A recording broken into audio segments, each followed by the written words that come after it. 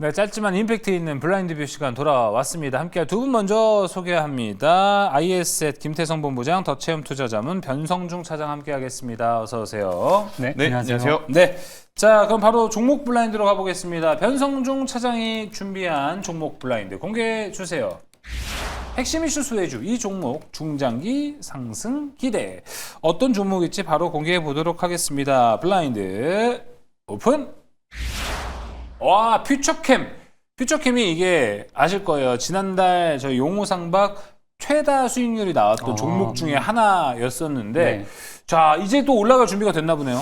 아직 충분한 요건이 많이 남았다라고 좀 말씀드리고 싶고, 오. 일단 퓨처캠 같은 경우에는 방사성 의약품 중에서 특히나 전립선암 부분에 있어서 진단과 치료를 모두 하는 또 기업으로 또 유명하죠. 진단 같은 경우에는 이미 임상에 대한 통과를 완료했고 내년도에 상용화를 앞두고 있기 때문에 이게 이 전립선 치료제 부분에서 사실 초기 진단이 굉장히 중요한 흐름이거든요. 그렇기 때문에 진단제에 있어서도 내년도 상용화가 되게 된다면 당연히 이 실적에 대한 모멘텀까지 우리가 충분히 좀 기대해 볼 수 있다라고 좀 말씀드리겠고, 결국에 이제 메인이 이제 치료제라고 보시면 되는데 최근에 이제 임상 결과의 흐름을 보시게 되면 어찌됐던 전립선 치료제에 있어서 이 경쟁사라고 불리고 있는 이 노바티스의 의약품 대비해서 투여량은 절반으로 내리는 대신해서 효과는 또 동일하고, 그리고 얌세포에 대한 타겟률 자체도 월등한 모습을 보여주었기 때문에 임상에 대한 결과가 굉장히 유의미했다라고 보여지고 있고, 이번 임상 결과가 나오게 되니까 이제 글로벌 제약사들과의 기술 이전에 대한 논의 내용도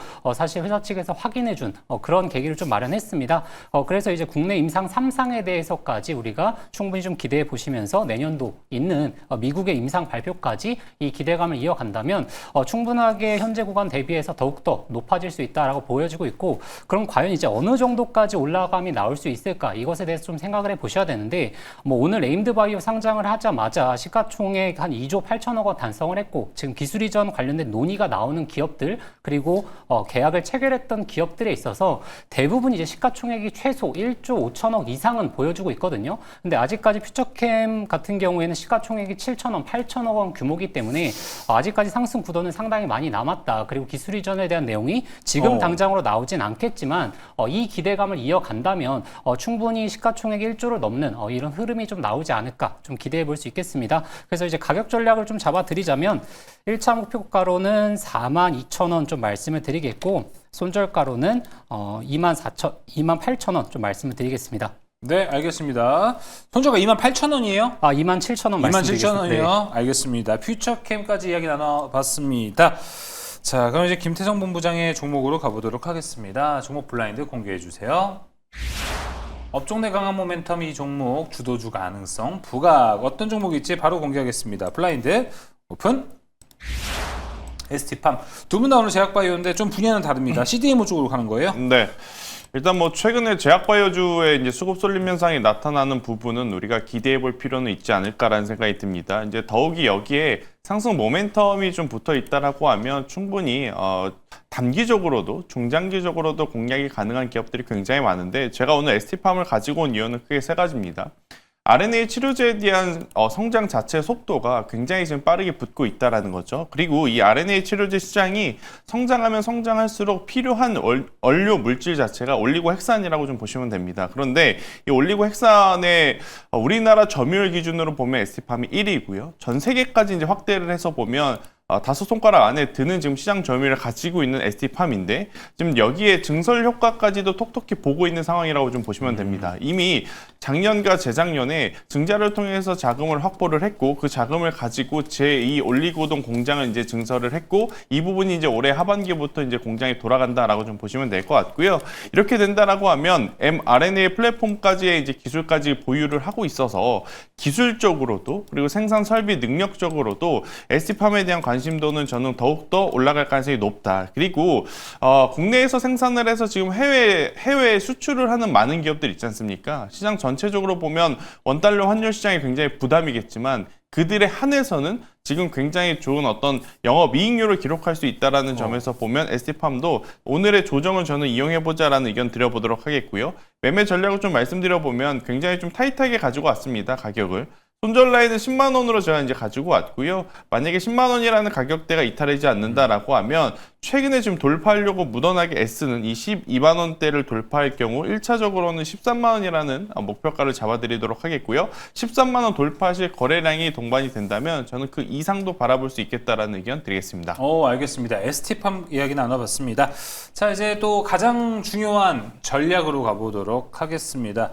시장 분위기가 정말 묘합니다. 수급 보면은 들어올 듯 하면서 안 들어왔다가 쏙 마지막에 들어오고 어떤 시장일까요? 자, 한번 전략 잡아보도록 하겠습니다. 변성종 차장의 전략 블라인드 공개해 주세요. 지금 시장에서 유효한 투자 전략은 바로 이거다. 바로 가보겠습니다. 블라인드 오픈. 딱 세 글자네요. 코스닥. 코스피 필요 없다. 코스닥만 봐라. 코스닥에 좀 집중을 해야 되지 않을까 싶습니다.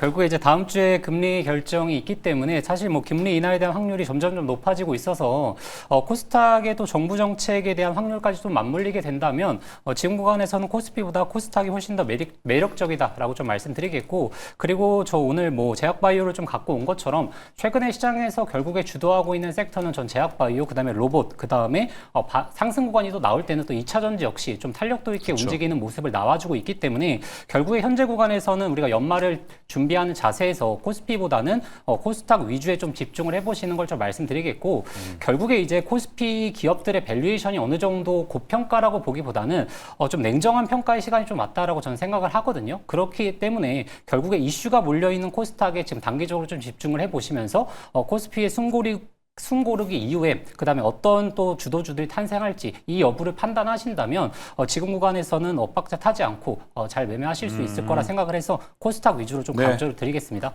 제약바이오의 코스닥, 종목은 제약바이오였고 코스닥 이야기를 해주셨던 걸 보면 제약바이오가 코스닥을 이끌어간다라고 또 평가를 하시는 것 같아요. 좀 그렇습니다. 네. 네, 알겠습니다.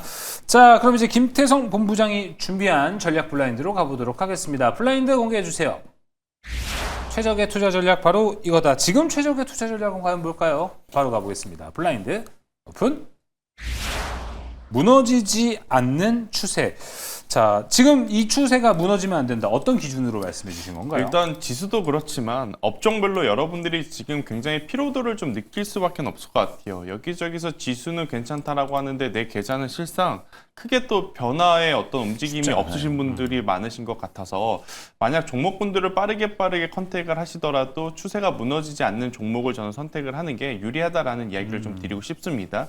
그 이유는 저도 코스피도 그렇고 코스닥도 그렇고 여전히 강하다, 그리고 강할 가능성이 높다라고 보지만 변수들이 좀 나올 가능성이 높아졌어요. 왜냐? 나라별 금리차에 대한 주목을 좀 하셔야 될 것 같습니다. 미국은 금리 인하 기조가 깔려 있죠. 반대로 일본은 지금 금리 인상 기조가 깔려 있습니다. 그렇게 되면 미국과 일본 간의 금리 차가 줄어들게 되겠죠. 이때 우리가 작년에 한번 크게 대인 적이 있습니다. 바로 엔트리 트레이드 청산 물량이 나올 가능성도 있다라는 거죠. 그러한 변동성에 대한 경계감을 좀 하셔야 될 것 같고, 최근에 이제 섹터별 수급 이동이 빠르고 쏠림 현상이 좀 심화되는 것 같아요. 오늘 같은 경우에는 로봇 아니면 자동차주 없으신 분들은 굉장히 또 속상하실 것 같고, 또 같은 섹터를 가지고 있다 하더라도 대장주를 가지고 있지 않으면 굉장히 또 피로도가 심한 상황. 그러니까 만약 여러분들이 이동을 하시더라도 섹터 내 대장주들, 그러니까 가는 기업이 더 간다라고 좀 보시면서 매매 전략을 세우시는 게 맞을 것 같고, 이제 궁극적으로 저는 코스닥 지수가 1000포인트를 넘어가려면 뭐 로봇도 좋고 2차전지도 좋고 하지만 제약바이오의 순환매가 지속이 되어야 가능하다라고 좀 보고 있어서 앞서 제가 ST팜도 가지고 왔지만 제약바이오 순환매에 조금 더 집중하는 12월 달이 되셨으면 좋겠습니다. 네, 두 분 이야기 종합이 되네요. 제약바이오 강조를 또 해주고 가셨습니다. 알겠습니다. 자, 오늘 블라인드 여기서 마무리해 보도록 하겠습니다.